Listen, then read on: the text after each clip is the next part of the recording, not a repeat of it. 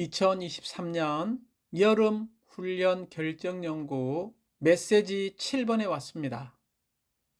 제목은 하나님의 완전한 구원의 두 방면, 법리적인 구속과 유기적인 구원입니다.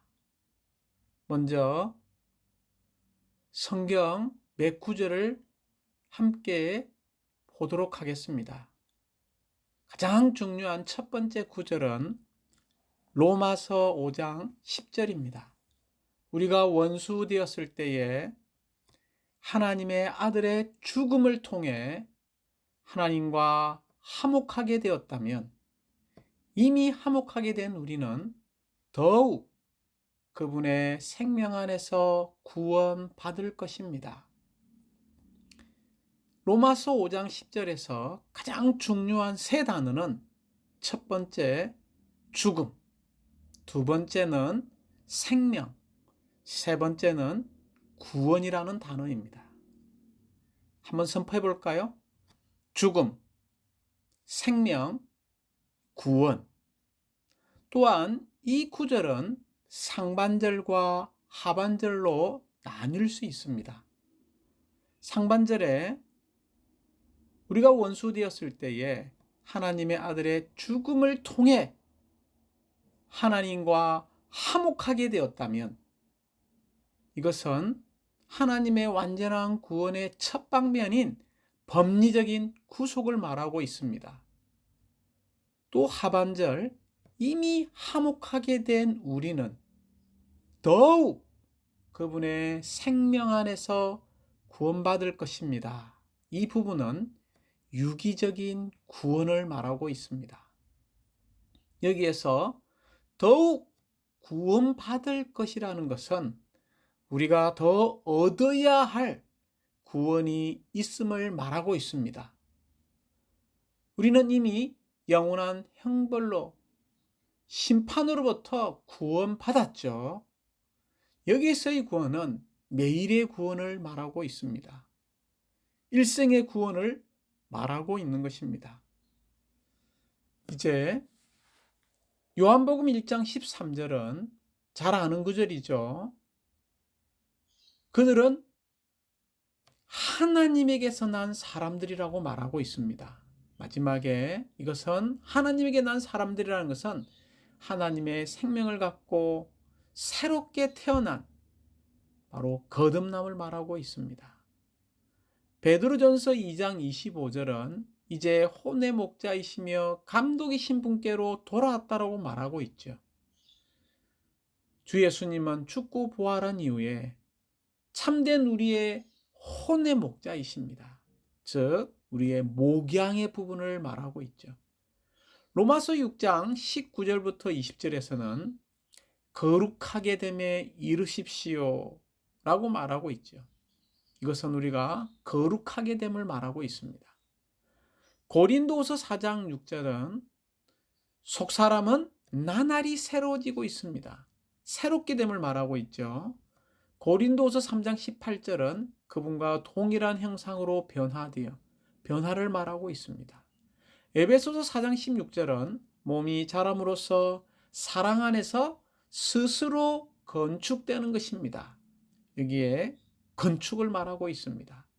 로마서 8장 29절은 그분의 아들의 형상과 같은 형상을 이루게 하시려고 같은 형상을 이루는 것을 말하고 있습니다. 빌립보서 3장 21절은 우리의 비천한 몸을 변형시켜 그분의 영광의 몸과 같은 형상이 되게 하신다고 할 때 이것은 전적으로 영광스럽게 됨과 관계되어집니다. 참고로 우리가 하나님의 완전한 구원의 두 방면, 이 법리적인 구속과 이 유기적인 구원을 더 이해하기 위해서 우리가 참고로 꼭 읽어야 할 두 각주가 있습니다. 첫 번째는 로마서 16장 27절 각주 1을 꼭 읽어보시고 두 번째 성경 구절 베드로전서 1장 5절 각주 2를 우리가 꼭 읽어볼 때 더 많은 진리의 비비춤이 있을 것입니다. 먼저 우리는 이 하나님의 완전한 구원의 두 방면을 이해하려면 우리는 다시 창세기로 돌아갈 필요가 있습니다. 창세기 1장을 읽어볼 때 26절이죠. 우리는 하나님의 형상과 하나님의 모양대로 지어진 영과 혼과 몸을 가진 세 붕으로 된 사람으로 창조되었죠. 이렇게 창조된 사람을 우리는 창세기 2장에 바로 생명나무 앞에 두신 것을 볼 수 있습니다. 창세기 1장에서 우리는 하나님의 영원한 목적을 볼 수 있지만 창세기 2장에서는 하나님의 영원한 목적을 이루는 길을 볼 수 있습니다. 그러나 아쉽게도 창세기 3장에 이를 때 사람은 타락하게 되었습니다. 사람이 타락하게 될 때 이 몸은 사탄을 받아들였죠. 육체가 되었습니다. 혼은요, 자아가 되어서 사탄의 체현이 되었습니다. 그리고 우리의 영은 죽게 되었죠. 우리는 하나님의 경륜을 잘 알고 있습니다. 하나님의 경륜은 바로 그분의 단체적인 표현을 위해 그분 자신의 증가와 재생산을 얻으시기 위해서 그분 자신을 선택하신 백성 안으로 생명과 생명 공급과 모든 것으로 분배하시는 것입니다. 그러나 이러한 하나님의 영원한 목적을 성취하기 전에 하나님께서 선택하신 바로 그 백성이 창세기 3장에서 타락하게 되었다는 것입니다. 그러므로 하나님은 이 타락한 사람을 가련한 상태에서 구출하시기 위해 무언가를 하셔야만 했습니다. 더욱이 하나님의 의도는 단순히 선한 사람, 좋은 사람, 깨끗하게 된 사람이 환난과 유죄의 판결에서 벗어나는 것이 아닙니다. 하나님은 사람을 가련한 상태에서 구원하시는 것에 더하여 사람을 구원하시고 원래 상태로 되돌리셔서 하나님의 영원전에 품었던 원래의 갈망을 이루도록 하는 일을 하셔야만 했습니다. 하나님의 구원에는 두 가지 놀라운 방면이 있죠. 우리를 구출하고 우리의 모든 필요와 문제를 돌보시는 법리적인 방면과 하나님께서 우리가 도달하기를 원하시는 곳까지 지속적으로 인도하시는 유기적인 방면이 있습니다. 로마서 5장 10절을 우리는 잘 알고 있습니다. 이 구절에서 한편으로 우리는 그분의 아들의 죽음을 통해 구원받았고 하나님과 화목하게 되었습니다. 다른 한편으로 바울은 더욱 그분의 생명 안에서 구원받을 것입니다 라고 말합니다. 우리는 분명히 구원받았지만 여기에 더욱 얻어야 하는 구원이 있다는 것을 잊지 마십시오. 참으로 우리의 모든 가련한 문제를 돌보는 법리적인 방면에서 우리는 그리스도의 십자가의 죽음을 통해 이미 구원받았지만 사람이 그분의 증가와 재생산이 되게 하시려는 것, 곧 생명과 본성에서 신격에서는 아니지만 하나님이 되게 하시려는 하나님의 원래의 의도에 도달하는 방면에서 우리는 더욱 구원받아야 합니다. 한편으로 우리는 구원받았지만 다른 한편으로 우리는 여전히 구원받고 있습니다. 심지어 지금도 우리는 구원받고 있는 과정 안에 살고 있습니다. 우리는 그리스도 자신이 아닌 많은 것에서 구원받아야 합니다. 죄와 세상과 우리의 성질과 기질과 모든 더럽고 부정한 것에 서서 우리는 구원받을 필요가 있습니다. 우리는 하나님의 완전한 재생산이 될 때까지, 즉 우리가 신격에서는 아니지만 생명과 본성에서 하나님이 될 때까지 하나님 자신 위의 모든 것에서 구원받아야 합니다. 우리는 하나님의 영원한 경륜의 목표이며 우리는 또한 우리를 위한 하나님의 완전한 구원, 이 두 방면을 우리는 체험적인 방식으로 알고 추구하고 누릴 필요가 있습니다. 우리가 잘 알다시피 이 로마서는 하나님의 복음이지요. 이 하나님의 복음은 두 방면을 강조하고 있습니다. 첫 번째는 그리스도의 죽음에 의한 구속의 방면에서의 복음이 있고요. 또한 그리스도의 생명으로 인한 구원의 방면의 복음이 있습니다. 로마서 전체는 16장으로 되어 있죠. 로마서 1장부터 4장까지는 바로 그리스도의 죽음에 의한 구속을 강조하고 있고, 로마서의 후반부 로마서 5장부터 16장까지는 그리스도의 생명에 의한 구원을 강조하고 있습니다.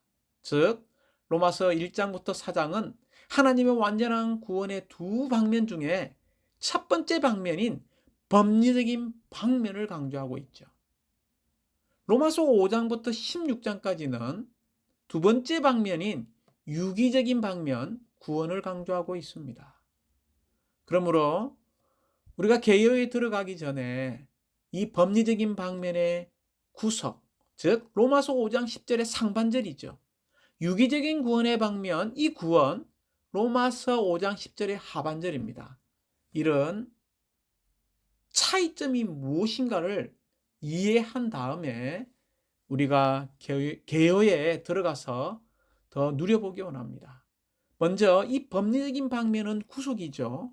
전적으로 이것은 신성을 인성 안으로 가져오는 단계입니다. 그러나 유기적인 방면인 이 구원은 신성을 인성 안으로 가져가는 단계입니다. 법리적인 구속은 사람의 문제를 해결하지만 유기적인 구원은 하나님의 목적을 성취합니다. 법리적이라고 할 때 이것은 법과 관계되죠. 즉 우리의 의의 문제입니다. 그러나 이 유기적이라고 할 때 이것은 전적으로 생명의 문제죠. 이 법리적인 구속은 하나님의 구원의 과정입니다. 곧 자격과 위치와 절차라는 것입니다. 유기적인 구원은 하나님의 구원의 목적입니다. 곧 완성과 목표와 목적을 말하고 있습니다. 법리적인 구속은 그리스도의 땅에 속한 사역으로 성취되었습니다. 곧 그리스도의 죽음을 통하여 성취되었고, 이 그리스도의 죽음을 통하여 하나님의 율법의 어려운 요구를 완전히 이루셨습니다. 유기적인 구원은 그리스도의 하늘에 속한 사역으로 수행되고 있습니다. 곧 그리스도의 생명으로, 생명 주시는 영에 의해서 수행되고 있는데, 이 믿는 이들이 생명 안에서 변화받고 자라고 성숙하게 하고 있습니다. 이 법리적인 구속은 객관적인 것이죠. 약 2000년 전에 예수 그리스도께서 십자가에서 죽으실 때 성취된 사실입니다. 그러나 유기적인 구원은 주관적인 것으로서 우리의 체험을 위한 것입니다. 법리적인 구속은 영단번에 이루어졌어요. 영단번에 이루어진 사실입니다. 유기적인 구원은 일생 동안 매일매일 우리 안에서 이루어지는 것입니다. 이 법리적인 구속은 우리를 유죄 판결과 영원한 형벌에서 위치적으로 우리를 구속한 것을 말한다면, 유기적인 구원은 옛사람과 자아와 우리의 타고난 생명에서 기질적으로 구원한다는 것입니다. 우리가 구약의 예표를 볼 때 유월절 두 부분이 있죠. 바로 법리적인 구속을 예표하는 어린 양의 피가 있습니다. 문선죄 바를 때 다 그들은 죽음의 이런 형벌로부터 그들은 구속받았죠. 그러고 나서 그들은 또요, 어린 양의 고기를 먹었습니다. 그렇지 않습니까? 유월절 출애굽기 12장에 바로 이 어린 양의 피를 문설주에 바른 것과 이 어린 양의 고기를 구워서 먹은 것을 꼭 기억하시기 바랍니다. 또한 구약의 예표에 이 성막을 볼 때 번제단에서 피가 흘려졌죠. 그럴 뿐만이 아니라 그 이후에 물두멍을 지났죠. 씻고 또 들어가서 진설병을 먹고 바로 감추인 만나를 먹는 것. 이것은 다 유기적인 방면을 말하고 있습니다. 우리는 신약에 와서 매 주일마다 참석하는 주님의 상에 놓여진 이 잔은 바로 법리적인 구속을 상징하고 있죠. 이 떡은요, 바로 유기적인 구원을 상징하고 있습니다. 이 주의 상집회에서 이 잔은 전적으로 믿는 이들이 하나님의 은혜 안으로 들어갈 자격과 위치를 줍니다. 할렐루야! 그러나 이 떡은 우리가 생명을 누려서 하나님의 영원한 갈망인 그분의 단체적인 그리스도의 몸을 건축하게 하는 것입니다. 주 예수님께서 또한 십자가에서 죽으실 때 두 가지 피와 물이 흘러나왔습니다. 이 피는 법리적인 구속을 상징하죠. 물은요, 바로 그분의 유기적인 구원을 상징합니다. 누가복음 15장에 탕자가 돌아왔을 때 옷이 나오죠. 이 옷은 법리적인 구속을 말한다면 살찐 송아지를 먹은 것은 전적으로 유기적인 구원을 말하고 있습니다. 이러한 법리적인 구속과 유기적인 차이점을 알고 나서 우리가 다시 한번 노마자 1번, 2번, 3번 안으로 들어갈 때 우리는 메시지 7번을 좀 더 깊은 방식으로 우리가 누릴 수 있습니다. 심지어 체험의 방식으로 이 메시지를 우리는 추구하고 누릴 필요가 있습니다. 메시지 7번은 노마 숫자가 1번, 2번, 3번까지 있습니다. 로마자 1번은 하나님의 완전한 구원의 두 방면을 소개하고 있죠. 법리적인 구속과 유기적인 구원을 말하고 있습니다.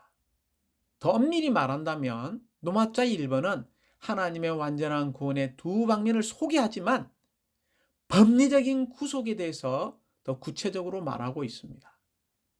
로마자 2번은 하나님의 구원의 이 유기적인 방면을 강조하고 있죠. 특별히 이 유기적인 구원의 8단계에 따라 수행되는 것을 말하고 있습니다. 로마자 3번은 그러면 어떻게 우리가 이 하나님의 유기적인 구원의 방면을 이런 하나님의 놀라운 이런 구원을 체험할 수 있는 비결을 말하고 있는데 그 비결은 다른 것이 아니라 우리의 영과 함께 하시는 그 영입니다.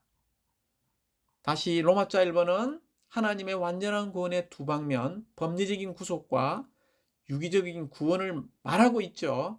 그러나 로마자 1번은 더 엄밀히 말하면 법리적인 구속을 강조하고 있고 로마자 2번은 유기적인 구원의 8방면을 말하고 있으며 마지막 하나님의 이런 유기적인 구원을 체험할 수 있는 유일한 비결이 있는데 그 비결은 무엇인가요? 바로 우리의 영과 함께 하시는 그 영이라는 것입니다. 먼저 로마자 1번에 하나님의 완전한 구원의 두 방면 중에 이 법리적인 방면은 전적으로 육체 안에 계신 그리스도에 의해 객관적으로 성취되었다는 것입니다. 즉 십자가에서 죽으심으로 말미암아 성취하셨는데 이것은 전적으로 하나님의 의에 따른 것입니다. 하나님의 모든 어려운 요구는 그리스도의 구속에 죽음으로 말미암아 성취되었기 때문에 이 죽음에 의해서 율법의 모든 요구를 이루신다는 것입니다. 법리적인 구속을 성취하심으로 5가지 객관적인 결과를 산출했는데, 첫 번째, 믿는 이들에 대한 죄들에 대한 용서. 두 번째는요, 죄들을 씻음. 세 번째는요, 어렵다함. 네 번째는요, 하나님 자신과 화목하게 함. 마지막 5번째는요, 위치적으로 거룩하게 함입니다. 법리적인 구속을 성취하심으로 산출한 5가지 객관적인 결과를 우리는 말할 수 있어야 합니다. 첫 번째는 뭡니까? 믿는 이들의 죄들에 대한 용서. 두 번째는요, 죄들을 씻음. 세 번째는요, 어렵다.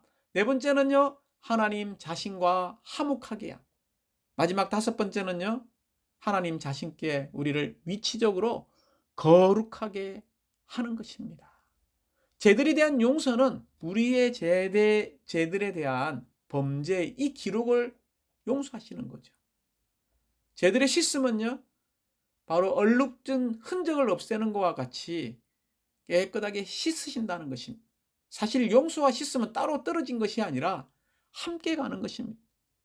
그래서 죄들에 대한 용서와 죄들의 씻음에 의해서 하나님은 우리를 어렵다고 하십니다. 하나님 앞에서의 의의 위치에 우리가 설 수 있게 되었죠. 그 결과 우리는 하나님 자신과 화목하게 되어서 위치적으로 우리는 오늘날 거룩하게 되었습니다. 이 법리적인 구속은 절차라는 것을 잊지 마십시오. 믿는 이들의 유기적인 구원의 목적에 참여하기 위해서 이런 절차가 너무나 필요합니다. 이 유기적인 구원의 모든 항목은요, 도마자 2번에 나오죠. 생명 주시는 영이신 그리스도에 의해 주관적으로 수행된다는 것입니다. 먼저 이 8방면을 우리가 선포해 보기 원합니다. 거듭남, 목양, 기질적인 거룩해 함, 새롭게 함, 변화, 건축, 같은 형상을 이룸, 영광스럽게 됨입니다.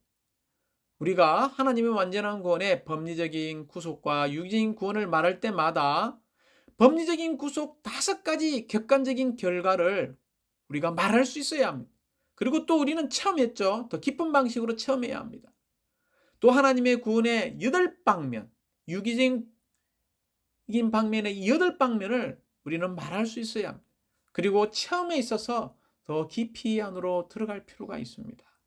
먼저 하나님의 구원의 유기적인 방면의 첫 번째, 이 거듭남은 바로 유기적인 구원의 시작이라는 것입니다.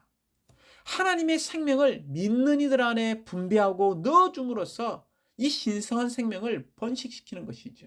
이것은 그리스도의 죽음이 아니라 그리스도의 부활을 통하여 그분의 생명을 넣음으로 우리가요, 요한복음 1장 12, 13절에 볼 때 하나님의 자녀가 되었죠. 하나님에게서 난 하나님의 자녀가 되었습니다.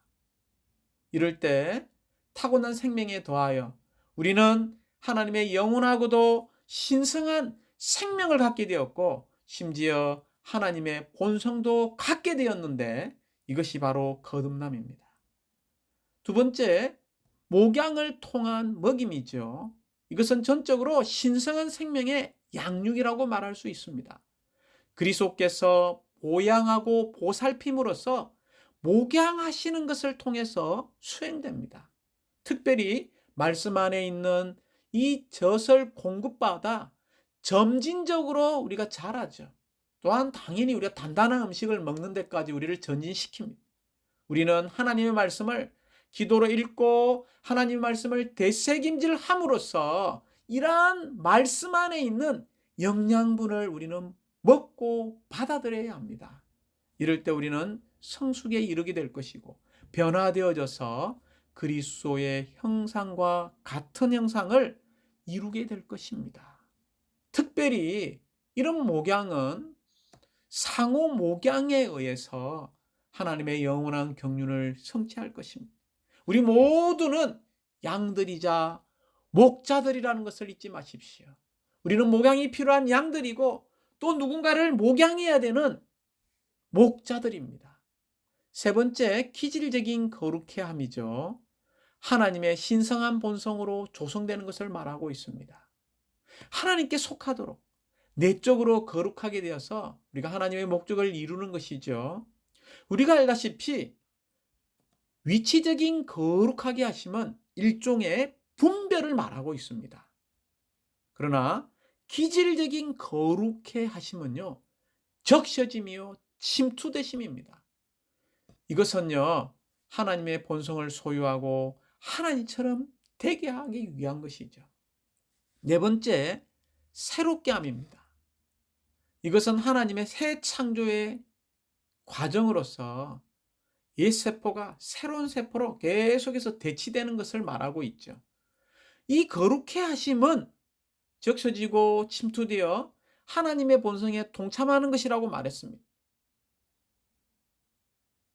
그러나 이 새롭게 함은 무엇입니까?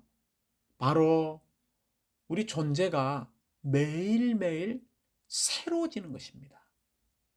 이 새롭게 하시는 영께서 어디로요? 우리의 생각 안으로 확장되시어 좋은 존재를 새롭게 하십니다. 사랑하는 형제자매님들, 우리가 알고 있는 하나님, 사랑하는 하나님은 날마다 새로우신 새로움의 하나님이십니다. 우리는 주님에 대한 얼마의 새로운 체험이 있습니까? 주님에 대한 얼마의 누림이 있습니까? 주님에 대한 얼마의 감상이 있습니까? 우리는 그리스도 안에 있는 사람들은 새 창조물입니다. 그러므로 우리는 결코 낡아져서는 안 됩니다. 왜냐하면 하나님은 낡음을 견딜 수 없으시기 때문에 사실은요, 이 낡음을 너무나 싫어하십니다. 그러므로 이전 것들을 지나가게 해야 되죠. 모든 것이 새로워질 필요가 있습니다. 특별히 우리의 체험에서 우리를 낡게 만드는 것들 중 하나가 다른 사람들을 판단하고 비평하고 또 다른 사람의 잘못을 용서하지 않는 것입니다. 또 쉽게 마음 상할 때에 우리가 새로워질 수 없습니다. 이러한 것들은 우리의 새로움을 죽입니다. 낡은 예루살렘이 아니라 요한계시록 21장, 22장을 읽어볼 때 새 예루살렘이라는 것입니다. 이러한 새롭게 하면 사실상 우리의 환경적인 고난들을 받음으로 소모됨을 통하여 일어난다는 것을 잊지 마십시오. 이제 변화입니다. 이 변화는 신성한 생명 안에서 일어나는 신진대사적인 과정이죠. 생각을 새롭게 하는 것에서 시작해서 믿는 이들의 전 존재를 변화시키는 것입니다. 이 신성한 생명의 요소를 믿는 이들의 존재 안에 더하는 것이죠. 마치 우리가 이 규화목이라고 이야기하죠. 원래는 나무였습니다. 그러나 그게 많은 새로운 요소들이 들어갈 때 결국 무엇이 되었나요? 돌이 되었죠. 이와 마찬가지로 이러한 신성한 생명의 요소를 우리 안에 계속해서 우리 존재 안에 더해지고 더해질 때 결국 모든 믿는 이들은 그리스도의 영광의 형상으로 변화시키게 될 것입니다. 이제 건축이죠. 건축은 신성한 생명 안에서 결합되고 짜이는 것을 말하고 있습니다. 우리가 에스겔서 읽어보면 거기에 마른 뼈들이 어떻게 되나요? 결합되고 짜이고 연결되는 것을 볼 수 있지 않습니까? 이 변화시키는 영께서 믿는 이들에게 일하심으로 함께 결합되고 함께 짜임으로써 산출되는 것입니다. 하나님의 건축물은 믿는 이들이 모든 일에서 그리스도 안으로 자란 것의 산물입니다. 우리가 신성한 생명 안에서 자라면 자랄수록 우리는 결합되고 짜이는 이런 건축의 실제를 이루게 될 것입니다. 이제 7번째, 같은 형상을 이룸이죠. 바로 신성한 생명 안에서 성숙을 말하고 있습니다. 어린아이가 태어나서 자라서 우리가 아버지나 어머니와 같이 이렇게 기능을 발휘하는 성숙한 단계. 거듭남, 목양, 거룩해 함, 새롭게 함, 사실상 이 변화시키는 것의 완결이 바로 같은 형상을 이루는 것입니다. 생명 안에서 성숙하여 충분히 성장한 사람이 되었을 때 이것은 이루어지는 것이죠. 그럴 때 우리는 하나님의 맏아들과 같은 형상을 이루게 될 것입니다. 마지막 8번째, 영광스럽게 됨이죠. 이 영광스럽게 됨은 하나님의 완전한 구원이 충만하게 나타나는 것입니다. 마치 씨가 땅에 떨어져서 자라고 마지막 꽃이 피는 것을 말한다고 우리가 말할 수 있습니다. 영광은 무엇입니까? 표현되신 하나님이며 하나님께서 표현되신 것입니다. 성숙한 믿는 이들은 일생 동안 하나님의 영광으로 적셔짐으로 안에서부터 영광스럽게 되고, 또한 하나님의 영광 안으로 이끌려 들어감으로 밖에서부터 영광스럽게 될 것입니다. 적셔짐으로 안에서부터 영광스럽게 되고요, 결국 그 결과 밖에서부터 이 영광스럽게 될 것입니다. 이것은요, 주님께서 돌아오실 때 우리의 몸이 변형되는 것과 관계되어 있습니다. 사랑하는 자매님들, 고린도전서 1장 30절은 그러나 여러분은 하나님에게서 나서 그리스도 예수님 안에 있고, 이 그리스도 예수님은 하나님에게서 나오셔서 우리에게 지혜, 곧 의와 거룩해 함과 구속함이 되셨습니다라고 말하고 있습니다. 우리는요, 영 안에서 거듭나고 혼 안에서 변화될 뿐만이 아니라 또한 몸 안에서 변형될 것입니다. 곧 우리의 영 안에서 어렵게 되고, 우리는 우리 혼 안에서 거룩하게 될 뿐만이 아니라 결국 우리의 몸 안에서 우리는 영광스럽게 되는 것을 처음 하게 될 것인데, 우리의 영이 거듭나고 혼이 변화되고 몸 안에서 변형되는 결과, 곧 영 안에서 어렵게 되고 혼 안에서 거룩하게 되며 몸 안에서 영광스럽게 된 그 결과는 우리의 전 존재가 주님과 정확하게 똑같이 동일하게 되는 것입니다. 그러므로 요한일서 3장 2절은 이렇게 말합니다. 사랑하는 여러분, 지금은 우리가 하나님의 자녀들입니다. 우리가 장차 어떻게 될 것은 아직 나타나지 않았지만 그분께서 나타나시면 우리가 그분과 같아지리라는 것을 압니다. 왜냐하면 우리는 그분을 그분의 존재 그대로 뵙게 될 것이기 때문입니다. 이제 마지막 로마서 3번입니다. 하나님의 유기적인 구원의 이 8부분에서 하나님의 목표는 우리를 신격에서는 아니지만 생명과 본성과 표현과 기능에 있어서 하나님이 되게 하는 것인데, 이 하나님의 유기적인 구원의 비결은 다른 것이 아닙니다. 우리의 영과 함께 하시는 그 영이죠. 다시 말하면 연합된 영입니다. 우리가 낳으시는 영, 보양하시는 영, 거룩하게 하시는 영, 새롭게 하시는 영, 변화시키는 영, 건축하시는 영, 성숙하게 하시는 영, 도장 찍으시는 영, 이 8방면의 영을 기억하시기 바랍니다. 이 낳으시는 영은요, 전적으로 그 결과가 우리가 하나님의 자녀가 되게 합니다. 곧 우리가 하나님의 생명에 참여하게 되죠. 우리가 새 예루살렘에 갈 때 이 부분이 있습니다. 바로 진주문이죠.